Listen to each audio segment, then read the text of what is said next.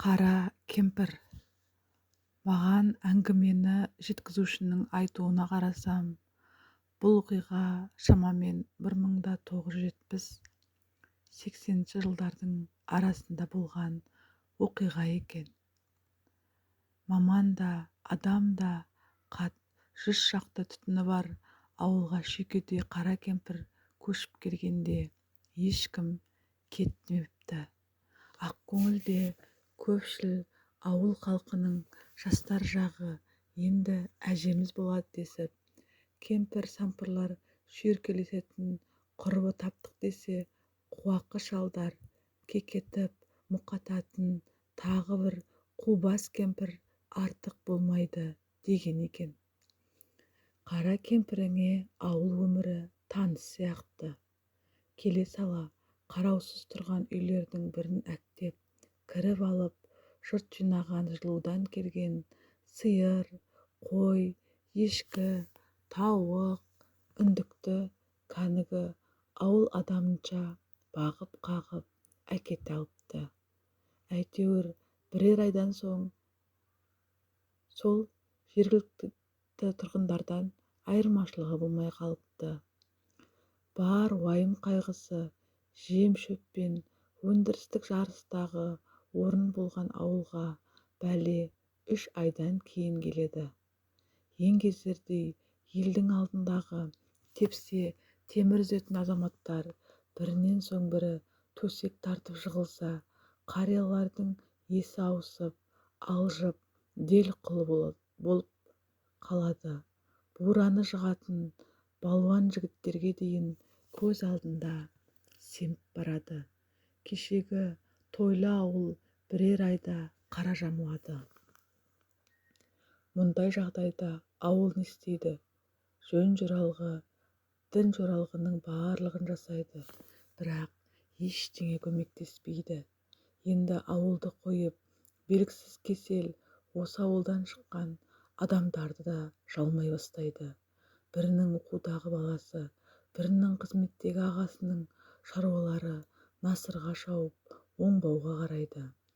Таңы да, кеші де әнмен басталатын ауыл осылайша күйреген жылы шашының жартысы ағарып кісі болдым дейді жеткізуші аға.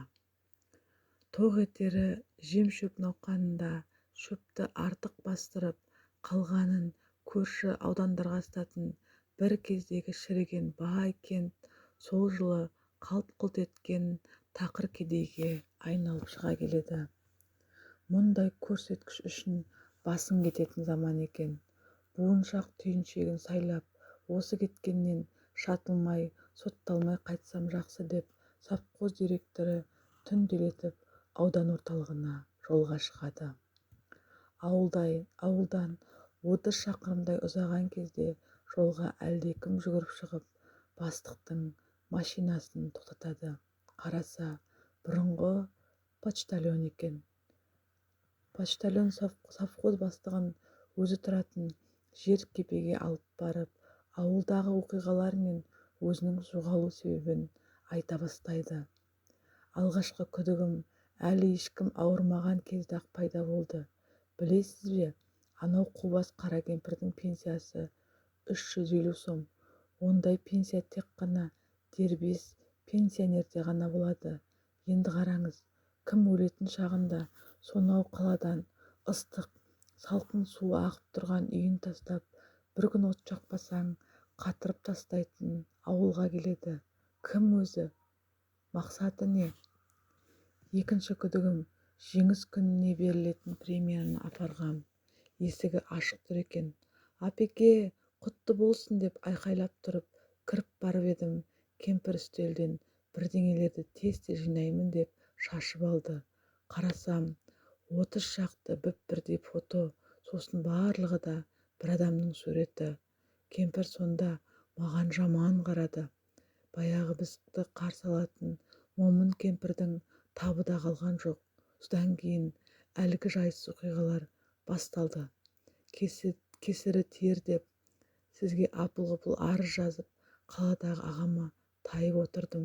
Бірақ мазам кетіп, бейжай жүре алмадым. аңшылар артеліне жалданып алып өзім осылай ауылды сыртынан бақылап жүрмін. Мәссаған дейді сонда ауыл директоры. Енді есіме түсті. Жазды күндері үйде бір солдаттың суреті жатыр. Қайдан келген өзі деп жүрген бір-екі адамды көргем. Мән бермеппін. Сонда ол не болуы мүмкін?